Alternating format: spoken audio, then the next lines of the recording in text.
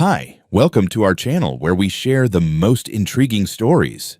He lost everything, his wife, his daughter, his world, so he vanished into the wild, seeking silence. But peace doesn't last when greed comes knocking. Now, one man must fight back, off the grid, on his land, and on his terms. Welcome to the war they never saw coming.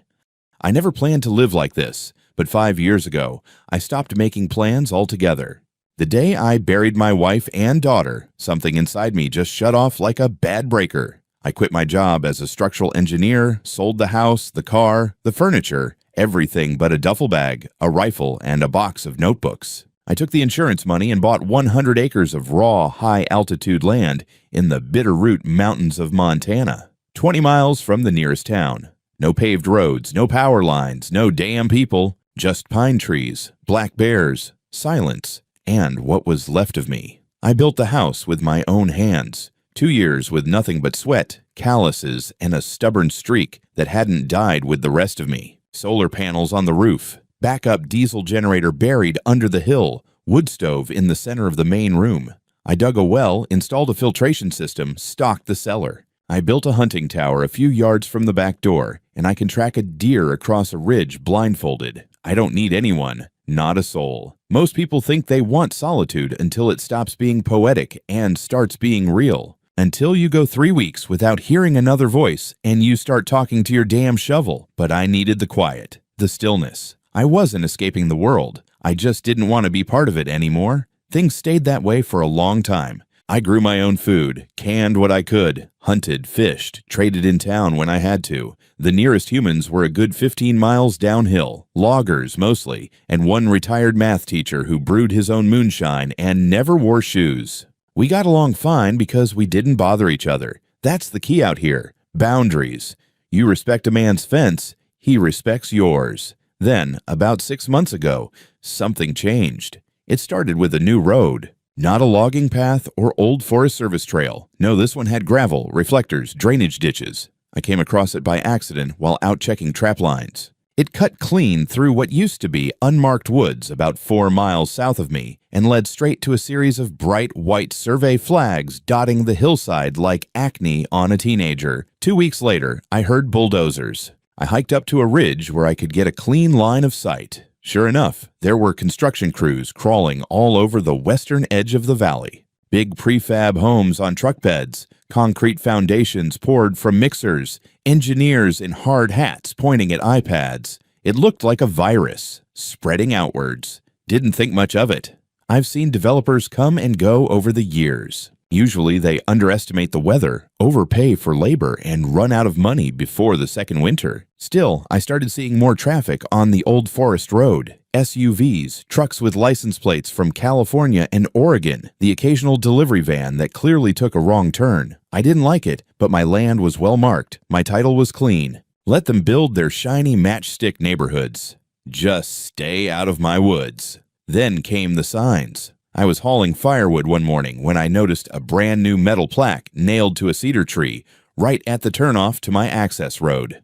Evergreen Summit, HOA jurisdiction, community standards enforced. It had a logo with a pine tree and a rising sun, like someone had taken a yoga studio's website and slapped it onto a boundary marker. Underneath, all visitors must register with the association. That sign wasn't on my land, but it was damn close. A few days later, another one appeared, this time directly across from my gate. Then a third, mounted on a stake with a laminated flyer fluttering beneath it. Join our community. Monthly dues $240. Voting rights. Be part of the future. That's when I realized this wasn't some clueless subdivision with dreams of being Aspen. Someone had decided that this mountain belonged to them. And judging by the real estate names on the trucks, Evergreen Lifestyle Properties, they had plans for everything, including people like me.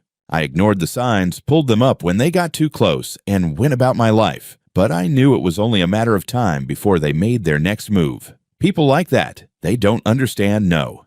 They see land and think rules, see fences and think negotiations. They mistake silence for weakness. That was their first mistake. The second came the day the black SUV pulled into my clearing. The black SUV came crawling up my access road like it owned the place. tires crackling over gravel I'd laid myself, suspension too clean for mountain terrain. I watched it from the edge of the tree line, binoculars in one hand, coffee in the other. They stopped just short of my gate. Smart move. And two figures stepped out. A man in slacks and loafers holding a leather portfolio like it was a damn weapon, and a woman in a mint green pantsuit, sunglasses too big for her face, tablet clutched to her chest like a defibrillator. The moment she stepped forward, I knew exactly who she was. She didn't knock. She didn't call out. She stood there, scanning the clearing like a land surveyor inspecting termite damage. I figured if they wanted to talk, they'd better show some manners. I walked up slow, rifle slung across my back, and leaned on the fence post. "Help you folks with something?" I asked, real polite. "Good morning," the woman said, too brightly.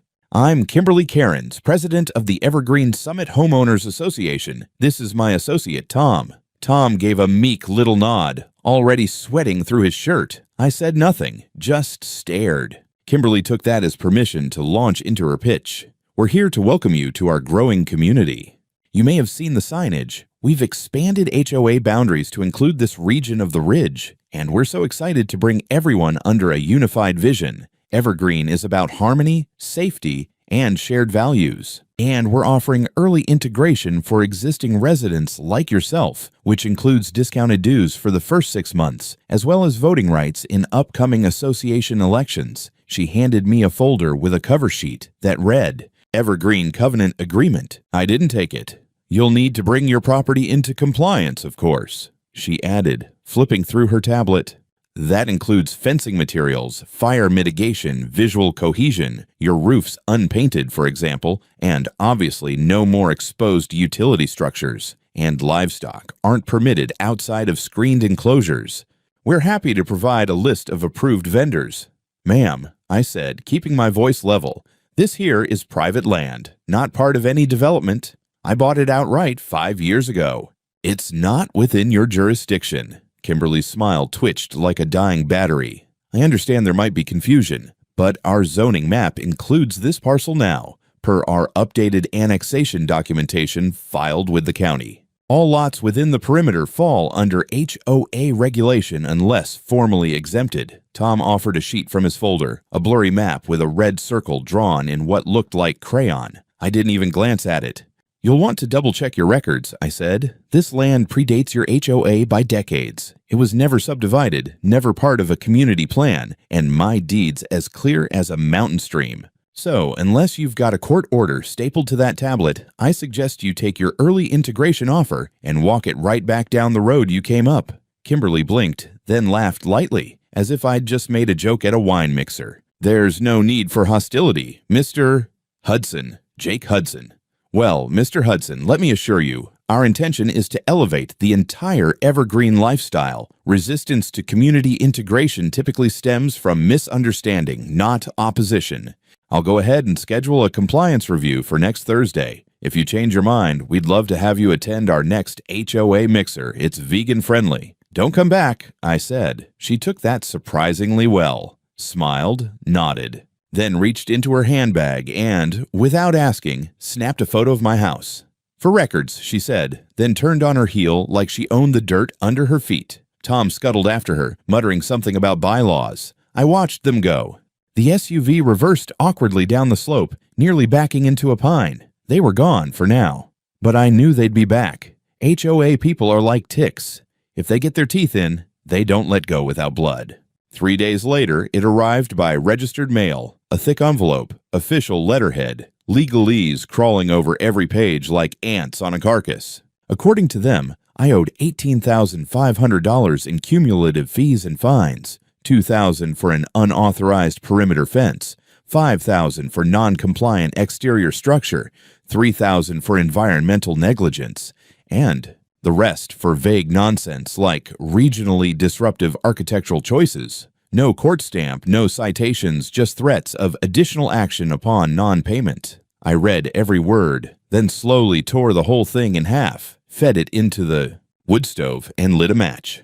The smoke it made was thin, bitter, and fast. That night, I went outside and added another lock to the gate, reinforced the trail cameras, refreshed the bear traps on the northern slope just in case anyone got clever. because if this was how they started, I had no doubt things were about to get a whole lot worse. It started with the cameras. At first, I thought they were trail cams, cheap motion sensor junk some weekend hunter had nailed to a tree in the wrong place. But no, these were black domed solar-powered surveillance units mounted high on aluminum poles, aimed directly at the bend in my road and my main clearing. I counted 3 in total, installed overnight like mushrooms after a rainstorm. One had the HOA logo stenciled right onto the casing, neat as a brand on livestock. I stood at the edge of my property, arms crossed, staring up at one of them as it silently watched me back.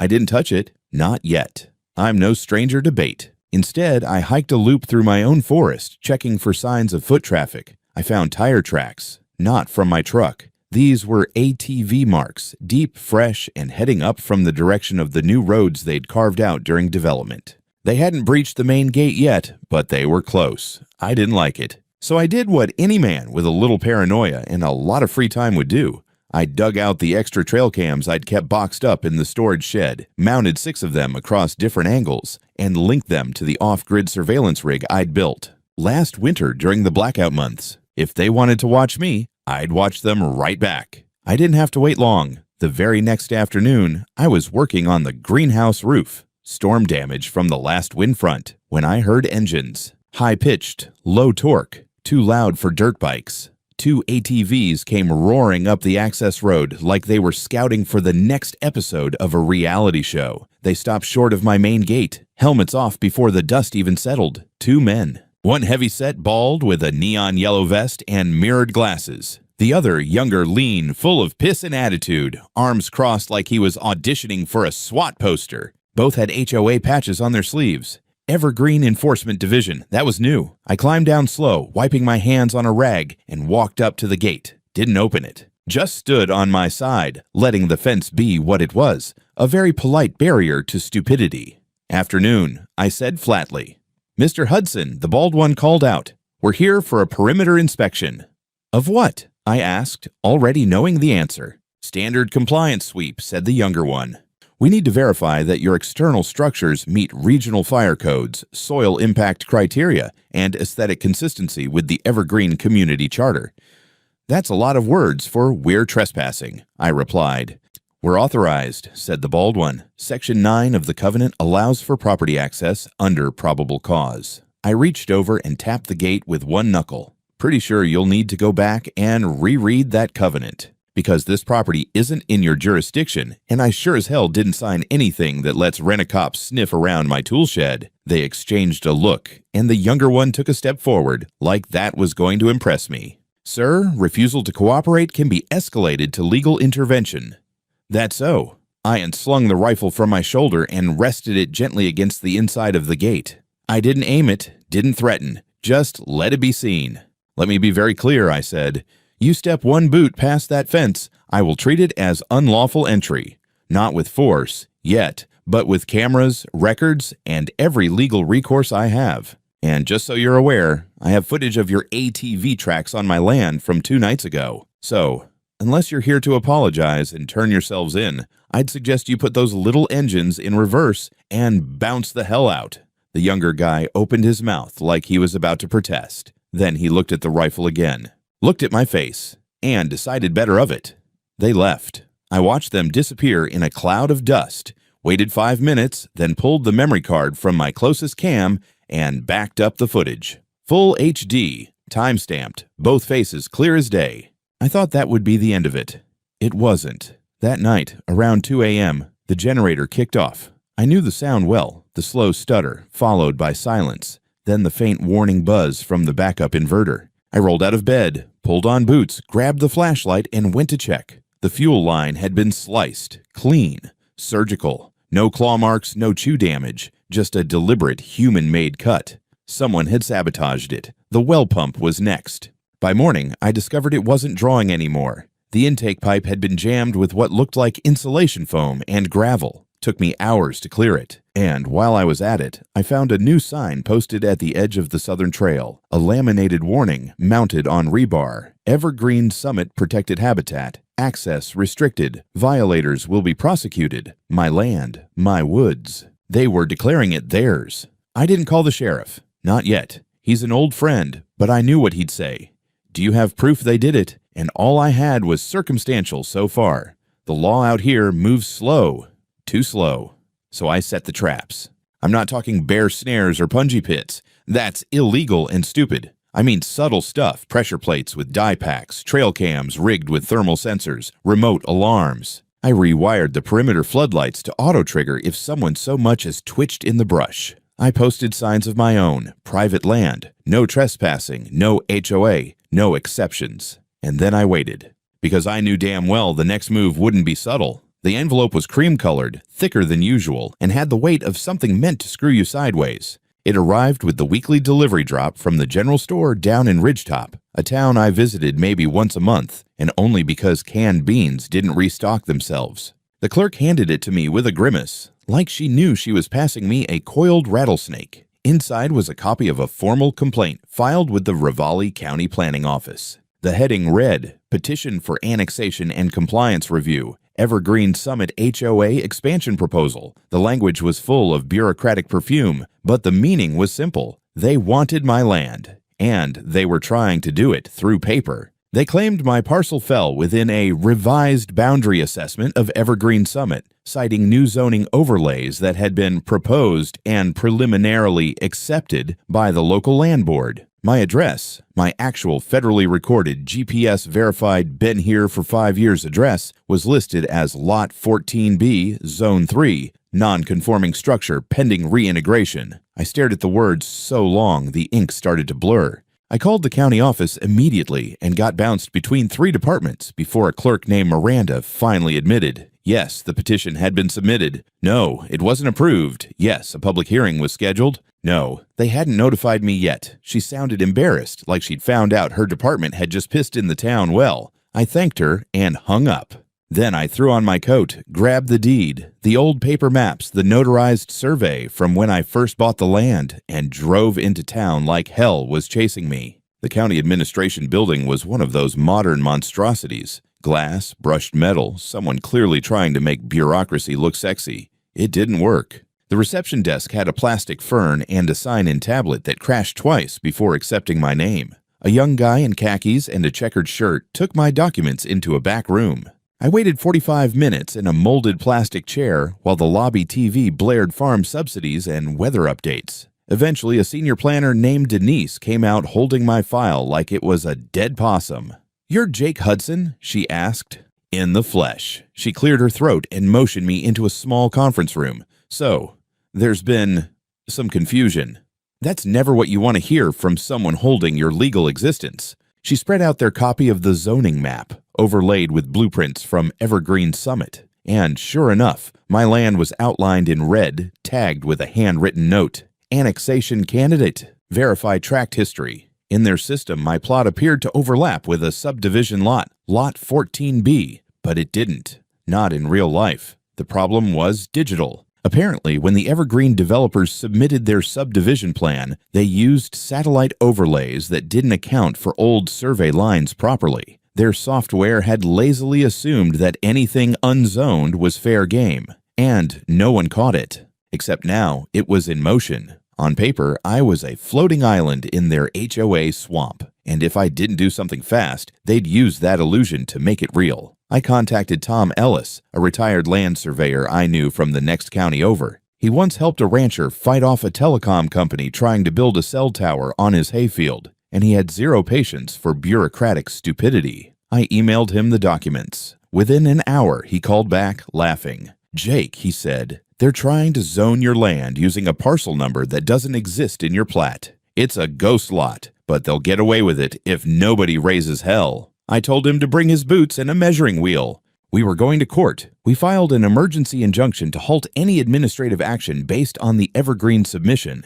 Tom prepared a full historical overlay of my land boundaries, including physical survey stakes, GPS data, and historical deeds going back to the 1930s. I brought copies of the title transfer, the construction permits for the house, even the old photos of the clearing before I built on it. The county judge scheduled an expedited hearing. HOA lawyers showed up in designer suits, spouting jargon and presenting a digital model they clearly hadn't double-checked. They argued I was within their intended growth zone, and therefore subject to compliance planning under conditional annexation. I let Tom do the talking. He destroyed them.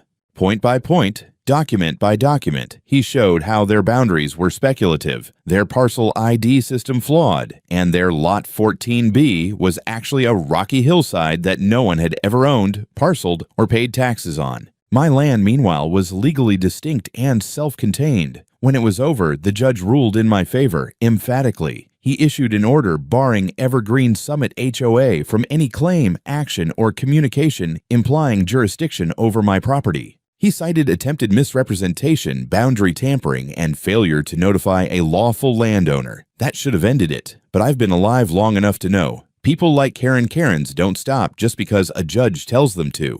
They just find a new way to come at you sideways. The ruling came down on a Wednesday, clean and final. I framed a copy of it and hung it next to the fireplace, just to remind myself that sometimes the system actually works. I should have known better than to celebrate. 3 days later, a white envelope was taped to my gate. No postage, no return address. Inside was a flyer printed on glossy paper, complete with color-coded sections, bullet points, and clip art families smiling beneath a logo that read, Evergreen Summit Annual Community Festival, celebrating our unified vision. I nearly missed the small print at the bottom. Environmental tours and shared access demonstration hike to include surrounding lands, such as the Hudson Ridge View Zone. I read it 3 times. Hudson Ridge View Zone. They'd given my land a nickname like it was a feature in some eco-theme park. No mention of private ownership, no asterisk, no note about the court order, just an assumption that I was part of the show. I called the sheriff, not to whine, just to inform. He sighed and told me they'd keep a unit nearby that weekend, but don't do anything dramatic. I thanked him and got to work doing something dramatic. By Friday morning, I'd welded together a steel frame gate from scrap pipe and bolted it across the main road leading into my southern clearing. Added a brand new padlock, motion sensors, and a fresh set of no trespassing signs in both English and Spanish. I even laminated copies of the court ruling and stapled them to wooden stakes, just in case someone needed to brush up on property law during their hike. Saturday came bright and early. Too early. At 9 a.m., I heard the rumble of engines echoing down the valley. Vans, SUVs, a few hybrids coughing up dust as they navigated the dirt switchbacks toward the trailhead near my land's edge. I climbed into the tower I'd built years ago for deer watching and got eyes on them. It was a convoy, at least 30 people, adults in matching evergreen shirts, kids with little drawstring bags, one of those portable speaker carts blasting something soft and fluty. In the center of it all, like the queen bee she imagined herself to be, was Kimberly Cairns, striding up the path with the smug confidence of someone who'd never been punched in the mouth by reality. They reached the gate by 10. A volunteer, young guy with a clipboard and too much sunscreen, approached the chain link, rattled it, and turned back to the group. I watched through binoculars as Karen marched to the front, stopped short, and read my laminated ruling. Her lips twisted into something halfway between confusion and offense. Then she pulled out her phone. I figured I had maybe 5 minutes before things escalated. I walked down slow, deliberately, rifle slung low but visible. I stopped 10 feet from the gate, just inside the line, arms folded. "Morning," I said. Karen forced a smile like it was a mask glued to her skull. "Mr. Hudson, we weren't expecting such a display." "This is private land," I said. "You were told." "In court," she held up her phone. "We're not entering. We're just observing from the boundary. This is a public awareness initiative. We're highlighting the importance of environmental integration across shared ridge space." "There is no shared space here," I said. "You don't have a foot of legal ground inside that gate." Her smile dropped. "Well," she said, voice tightening, "we have every right to hold our festival. The community supports it. And if you're going to make this difficult..." I held up a hand. "Karen, don't." Behind her, someone was filming. Another volunteer was passing out branded reusable water bottles. I stepped aside and pointed to the court documents. "This is not a debate. This is law. You bring one person past that gate, I call the sheriff, and I file a harassment charge against you personally, not the HOA. You." I leaned forward just enough for the mic on her phone to catch it clearly. "You want a viral moment? You'll get one. But it won't be the kind your board will want on the Evergreen Facebook page." Her eyes narrowed. "We'll see about that. She turned back to her group, gestured toward a modified route, and led them away with the same tone you'd use when redirecting a school field trip from a closed museum. But not before two of her volunteers took pictures of my gate, my signs, and me. I smiled wide and gave them a thumbs up. Might as well help with the framing. The sheriff's deputy showed up an hour later, already annoyed. "Got a call from someone claiming you threatened a community function," he said. "Got a copy of a restraining order taped to a steel gate," I replied. He chuckled, rubbed his temples, and said, "I'm just here so nobody sues the county. Try not to shoot anyone." "Only if they knock first," I said. The deputy stayed for 20 minutes, chatted with a few of the festival attendees, then left with a shrug. I made another pot of coffee and returned to my tower. Watched the rest of the festivities from a distance. Balloons, music, Karen's speech through a megaphone about cohesive ecological futures. I could barely hear it over the wind. That evening, I found a new sign zip-tied to a tree about 15 feet past my boundary line. A thin plastic rectangle that read, "Future Expansion Area, Evergreen Outlook Trail, Phase 2. I tore it down, broke it in half, and tossed the pieces into the fire pit. They weren't finished, but neither was I. The sign wasn't the last straw.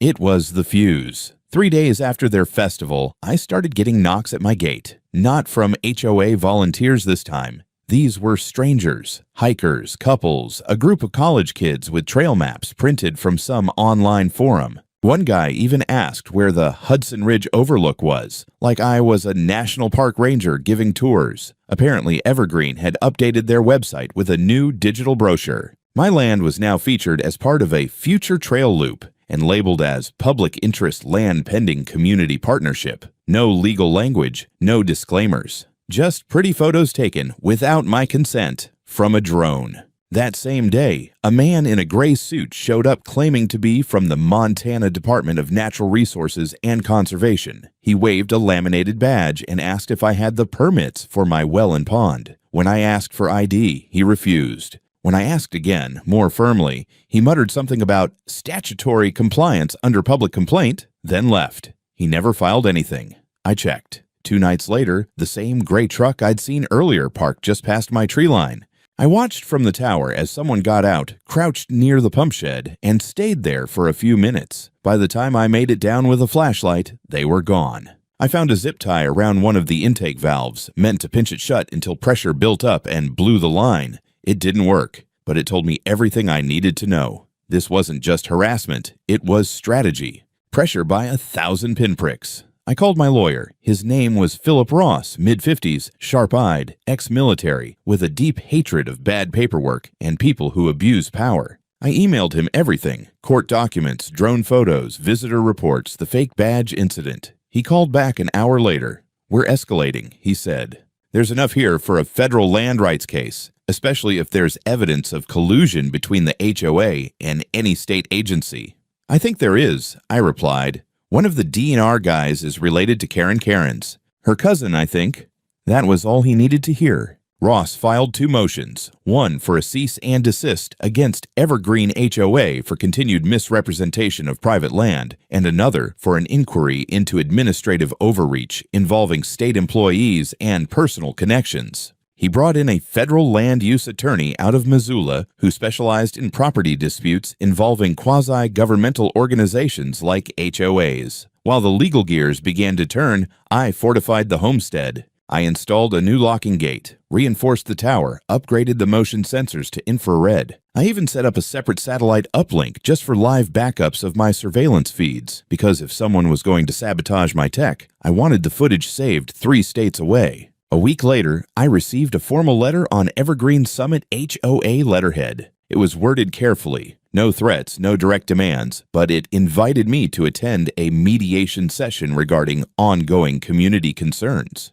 The location, their new community center, built less than a mile from my southern border. I laughed, then shredded it. The next morning, I found a sheriff's cruiser parked at the bottom of my access road. Deputy Monroe, same one from the festival incident, stepped out, palms raised in peace. "Got a call," he said, "about unauthorized fencing on public use paths."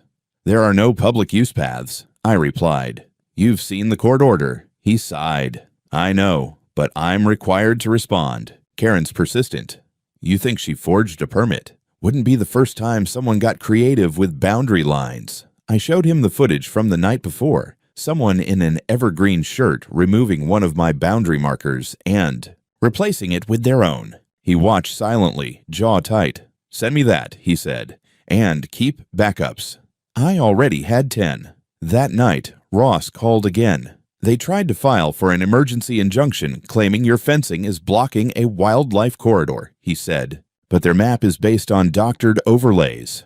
We caught it. I'm sending counterfilings tomorrow. I paused. You think they're desperate? They're getting there, but desperate people are dangerous.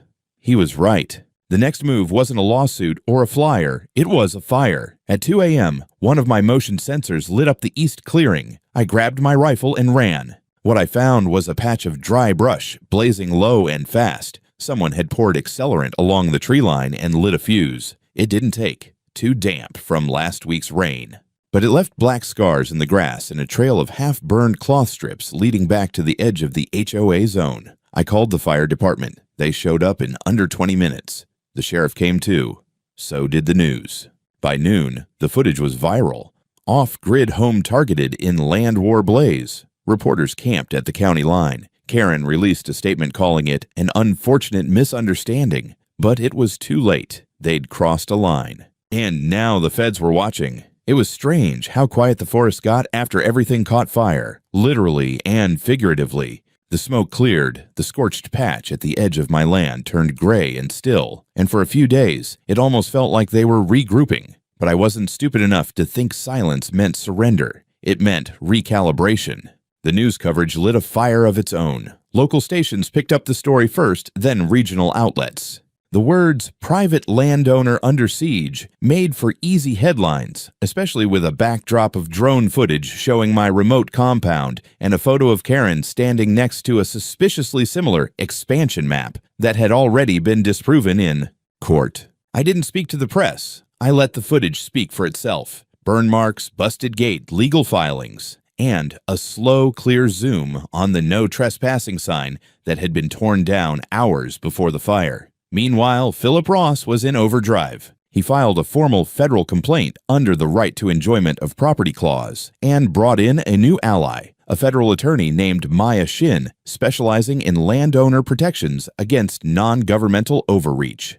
Her voice was calm, professional, and so sharp it could gut a committee hearing in 3 sentences. While they prepped the federal case, I got another visitor. This time, it wasn't Karen. It was the Department of Natural Resources again. 2 men, with real IDs this time, real jackets, and a whole lot of attitude. They claimed they were here for a compliance inspection of my well and gray water runoff systems. Said they'd received multiple environmental complaints regarding possible contamination and unpermitted structures. I laughed. You mean the same well that's been in my name since 2018? The one that passed county inspection and was never in your jurisdiction? One of them, Barton, didn't even blink. We're here on official review orders. If you refuse access, we'll be forced to escalate. Please escalate, I said, pulling out a copy of the cease and desist order. This land is private. It's not part of Evergreen Summit. I've already proven that in court. If you step 1 foot past this fence without a warrant, I'll have you arrested for trespassing. He gave me a long, dead stare. You're making this more difficult than it needs to be. That's funny, I said. I was just thinking the same thing. They left, but not before one of them dropped a thin metal rod just off the edge of my property line. An old trick, a sensor left behind to later claim data collection. I dug it up, tossed it in a steel barrel, and burned it. Ross and Maya were furious. They immediately filed for a judicial review, citing abuse of authority and retaliatory targeting. They also opened a Freedom of Information request to dig into communications between Evergreen Summit and the department. Within 48 hours, they found something. A series of emails from Karen's personal account to a junior field inspector at the DNR who turned out to be her nephew, containing community reports and requests for discreet inspection visits. In one of them, she actually wrote, "If we can't get him to comply by code, we'll drown him in inspections." Maya called it a smoking gun. That same week, the Fed sent a letter to Evergreen Summit HOA, notifying them of an impending investigation for abuse of authority, harassment, and unlawful surveillance. Karen responded exactly how I expected, by doubling down. She hosted a press conference at the new HOA clubhouse, wore her best beige suit, and stood behind a podium with a banner reading "Community First," claimed she was the real victim of a defamation campaign by a lone radical survivalist. Even cried. For the cameras, but something had changed. The media didn't buy it. A local journalist pulled county records showing how Evergreen Summit had been quietly trying to absorb dozens of parcels under the radar, including several with pre-existing residents. A land grab, plain and simple. My case just happened to be the one that got too loud to hide. And then came the break I didn't expect. One of Karen's own board members, a man named Stephen Patel, resigned and went public. Claimed the HOA president had pushed members to fund security enhancements and private reconnaissance services to monitor and discourage non-compliant holdouts. He even admitted they'd hired an off-books contractor to install remote surveillance units. Ross nearly choked on his coffee when he read the statement. "That's conspiracy," he said, "and evidence tampering. We're not just in civil court anymore. We're in federal criminal territory." I nodded slowly. Good. That night, as the sun set over the ridge and the generator hummed beside me, I stood on my porch, watching the wind curl through the trees. For the first time in months, I didn't feel surrounded. I felt fortified. They'd tried lawsuits, sabotage, gaslighting, and intimidation. Now they'd finally stepped into territory they couldn't control, a courtroom where I wasn't alone. And tomorrow, they'd face the consequences. The courthouse was packed. Not with press. They'd been pushed to the side of the building, but with people, locals, property owners, and a few familiar faces from town who'd once avoided eye contact with me at the general store, now stood shoulder to shoulder in the gallery. I guess everyone loves a reckoning. Karen sat at the defendant's table, flanked by two lawyers in expensive suits that looked a size too big for the dignity they were trying to wear. She kept her face calm, eyes forward, but her fingers tapped nonstop on the wood. I recognized that rhythm. It was the beat of someone trying to control an avalanche with sheer willpower. Ross opened strong. He didn't need theatrics, just facts. He laid out the timeline, the illegal expansion efforts, the forged public trail plans, the drone footage, the targeted inspections, the fire. He read Karen's own emails aloud, letting each word hang in the air like smoke. When he got to the part about the hired surveillance and the internal sabotage, you could feel the room shift. Maya followed with the federal charges: conspiracy to interfere with private land use, unlawful surveillance, attempted regulatory manipulation. The judge didn't interrupt once. Karen's side tried to argue community interest, claimed the HOA acted in good faith to protect regional standards, but every piece of evidence said otherwise. And when Stephen Patel took the stand and confirmed everything under oath, it was over. The verdict came the next morning. Evergreen Summit HOA was found guilty of unlawful encroachment, abuse of regulatory processes, conspiracy to defraud a landowner, and harassment. Karen was personally charged with perjury, unlawful surveillance, and coercion of a public official. Her nephew, quietly removed from the department days earlier, was indicted for misuse of authority and tampering with official complaints. The HOA was dissolved, its funds frozen, its properties seized pending liquidation. As for me, I was awarded damages, $1,200,000 to be paid from HOA reserves and personal restitution. I didn't cheer. I didn't even smile. I just went home. The following week, I posted a new sign at the edge of my property. Simple metal, clean lettering. Not under your jurisdiction. Then I opened a YouTube channel, Lone Wolf Justice. Within days, it had 10,000 subscribers. By month's end, 50. I started filming short episodes on land rights, how to read your deeds, how to fight back when the clipboard crowd comes knocking. People reached out, some just to say thanks, others to ask for help. I gave what I could. I still live alone in the hills, surrounded by the world I built with my own hands. The forest is quiet again. The generators hum. The cameras blink green. And somewhere, far away, I like to think Karen is watching from a small, fluorescent-lit room, wondering how it all went so wrong. I could tell her, but she wouldn't listen.